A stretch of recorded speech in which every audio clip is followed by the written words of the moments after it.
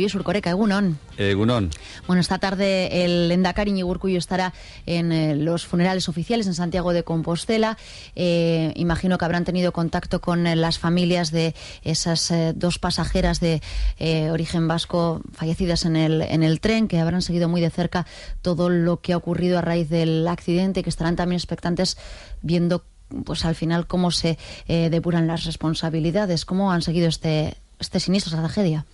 Bueno, desde el momento mismo en el que se produjo el accidente, se produjo una llamada, una toma de contacto del propio lehendakari con el presidente de la Xunta de Galicia para ponerse a su disposición y ofrecerle toda la infraestructura, todos los medios de los que dispone el gobierno vasco para ayudar. Y a partir de ahí ha habido una comunicación permanente, ¿no? Y después, claro, el gobierno vasco ha participado, como no podía ser de otra manera, también en todos los actos de reconocimiento y los homenajes que se les han tributado a las víctimas aquí en Euskadi. Y efectivamente el lehendakari está ya en camino hacia Santiago de Compostela para participar esta tarde en los funerales, ¿no?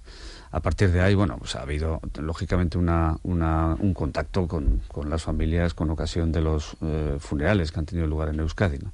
Pero poco más porque, claro, la responsabilidad principal para esclarecer los hechos y para atender a la catástrofe inicial corresponde a la Xunta de Galicia y en la medida en que corresponda también al gobierno central, ¿no? Y ahí pues el gobierno vasco estaba dispuesto a ayudar en lo que se le pidiera, pero en fin, había medios suficientes, parece ser, ¿no? Vamos con otros asuntos, porque hoy mismo la consejera de Desarrollo Económico y Competitividad, Arantxa Tapia, va a mantener una reunión con el sector naval. Es otro de los frentes abiertos, digamos, desde que Bruselas decidiera imponer una sanción. ¿Cómo y en qué va a trabajar ese grupo que buscará soluciones para garantizar el futuro de los astilleros tras esa sanción, esa necesaria devolución de ayudas impuesta por Bruselas? ¿Cuál va a ser la metodología? ¿Cuáles las medidas que han de estudiarse, que van a estar sobre la mesa? Bueno, durante la semana pasada se centró mucho la atención en la pertinencia o no de interponer recurso contra la decisión de la Comisión, ¿no?, ante el Tribunal de Justicia. Pero esa es una decisión para la que todavía hay plazo suficiente. Así que hasta el 28 de septiembre no se agotará el plazo establecido en el ordenamiento jurídico europeo para poder interponer ese recurso. Y ahora hay cuestiones que apremian más. En primer lugar, el Gobierno central tiene que decidir cuánto es lo que hay que devolver y de qué manera se va a articular y organizar la devolución de esos fondos, ¿no? Y esta es una decisión trascendental para que deje o no buena o mala impresión a los inversores que son los principales destinatarios de esta resolución de la Comisión Europea, ¿no? Después, el Gobierno central tiene también que asumir el compromiso de reinvertir en el sector todo lo que proceda de las ayudas devueltas por parte de los beneficiarios de las mismas, ¿no? En esto tampoco ha asumido un compromiso, pero aquí hay mucho que decidir y mucho que cortar todavía en relación con este asunto, más allá de la interposición o no del recurso ante el Tribunal de Justicia. Por lo que se refiere a lo que el gobierno puede hacer aquí, el gobierno vasco puede hacer aquí con el sector, lo primero que tenemos que hacer es continuar manteniendo la sintonía que durante los últimos meses hemos mantenido con el sector y sobre todo poner en valor las posibilidades que el nuevo sistema de tax leaks ofrece para un sector que es viable, que es competitivo, que es potente, que viene desde hace muchos años renovándose, mejorándose y que tiene posibilidades de seguir trabajando y de obtener nuevos pedidos en el futuro sin ninguna dificultad, ¿no? Pero hay que trabajar ese frente, ¿no? Entonces el gobierno vasco lo que ha decidido es, independientemente de las decisiones que tome Madrid y sin perjuicio, lógicamente, de la reivindicación que hay que plantear al gobierno central, porque solamente a él corresponde adoptar algunas de las decisiones que acabo de citar, el gobierno vasco ha decidido sentarse con el sector y empezar a explorar el futuro conjuntamente, ¿no? Y ver de qué manera podemos poner en valor el sector y garantizar, asegurar su viabilidad y su vigencia futura, ¿no?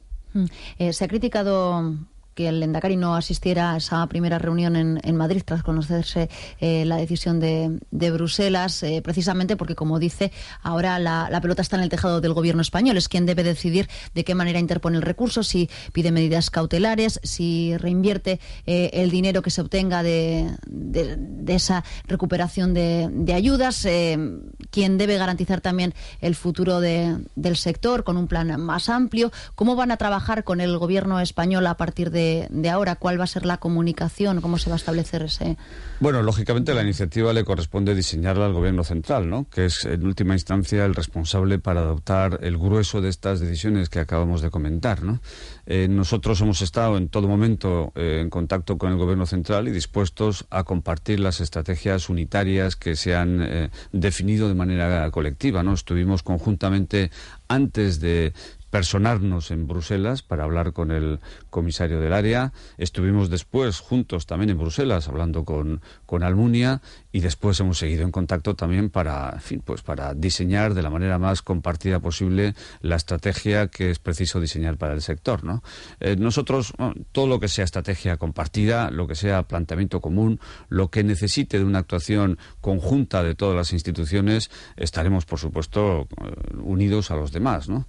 Y a partir de ahí, después, cada comunidad autónoma tiene su propio sector, con sus propias especificidades, y tendrá que trabajar con sus propios astilleros, ¿no?, para garantizar ese futuro al que digo, pero sin merma, sin perjuicio de las estrategias conjuntas que han sido y seguirán siendo probablemente imprescindibles, porque, insisto, muchas de las decisiones que es preciso adoptar a partir de ahora, algunas trascendentales, ciertamente trascendentales para que el futuro del sector pueda hacerse una realidad, corresponde adoptar al Gobierno central, y es preciso estar ahí, ¿no?, conjuntamente con él, y bueno, en interlocución con el Gobierno central y presionándole cuando se le ve remolón. Mañana último consejo de gobierno de este curso político. Se va a aprobar el plan de redimensionamiento del sector público. Es un compromiso ya expresado por el Lehendakari en el debate en su discurso de investidura, que todavía tiene que pasar por el Parlamento, y bueno, no sé si sufrirá alguna otra modificación o añadirá algún otro elemento aparte de ese 20% de reducción del entramado que ya se nos venía avanzando desde el inicio. ¿Qué nos puede avanzar? Bueno, efectivamente, lo que mañana alumbrará el Gobierno vasco es definitivamente la estrategia de redimensionamiento del sector público vasco, que es un compromiso que el Lehendakari adoptó en la propia sesión de investidura, ¿no? Después se desarrollaron varios debates en el Parlamento vasco a instancias de los grupos parlamentarios que apuntaban en la misma dirección, ¿no? Y bueno, de la confluencia del compromiso del Lehendakari con los acuerdos parlamentarios arranca este trabajo que finalmente mañana, pues si todo va bien, el Gobierno alumbrará y remitirá al Parlamento, ¿no? Bueno, lo que se diseña en ese documento es una estrategia de redimensionamiento y racionalización del sector público.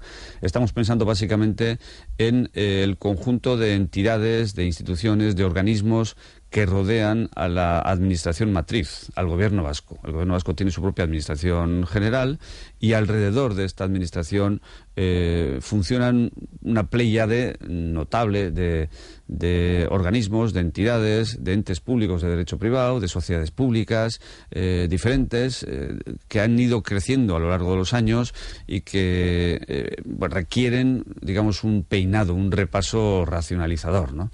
Porque en algunos casos se trata de entidades que podrían ser absorbidas por otras, se puede promover la fusión entre algunas de ellas entre sí, se puede plantear la desaparición de alguna de ellas, porque pese a su constitución, pues en este momento no desempeña funciones ¿Cuántas relevantes. van a desaparecer?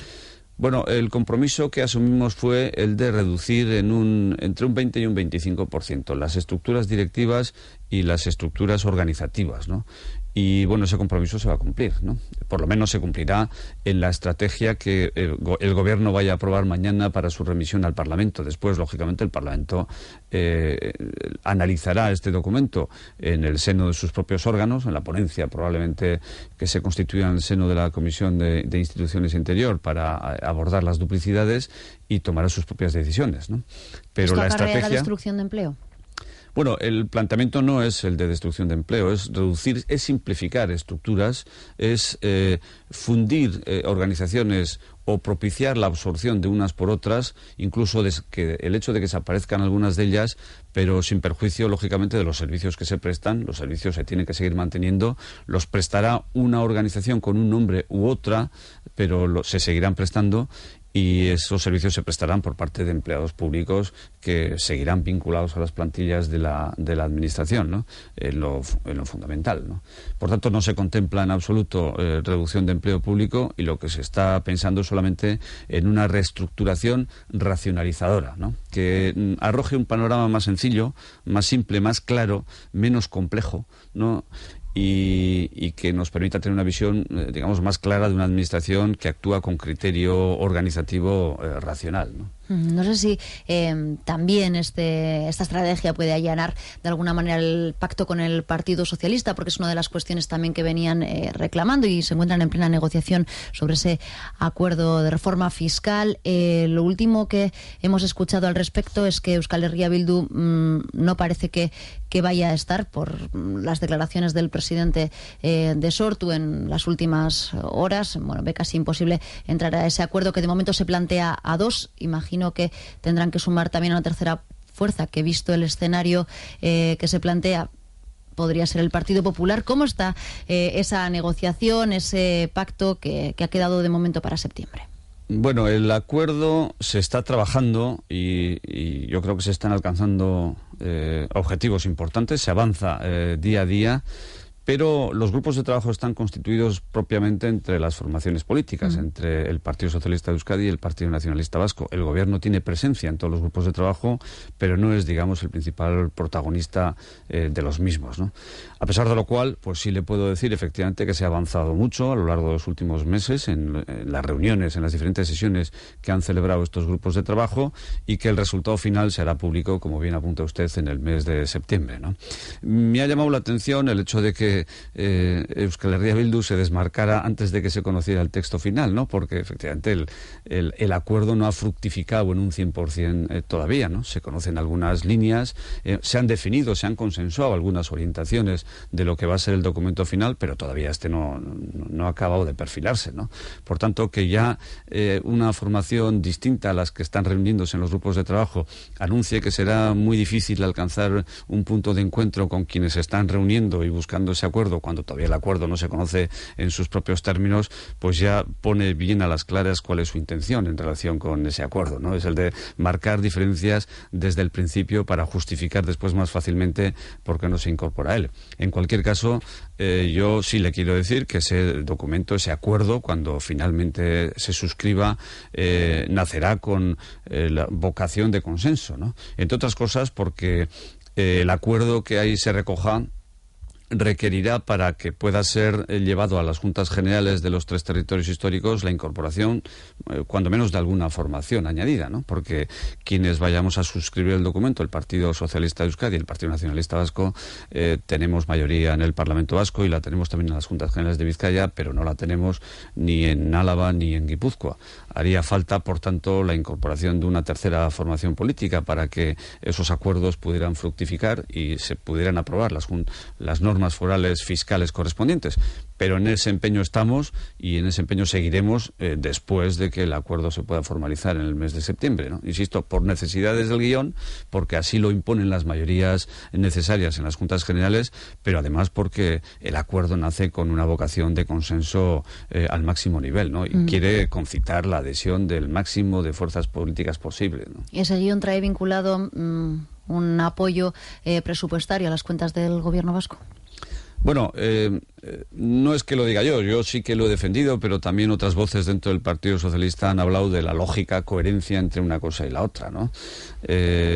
No sería del todo lógico el que se aprobasen las bases de un nuevo sistema fiscal y no fuéramos capaces de alcanzar un acuerdo en torno al capítulo de gasto, al modo en el que se ejecutará el ingreso que se vaya a obtener a lo largo del año 2014 en las diferentes políticas públicas que articulan la acción del Gobierno, ¿no?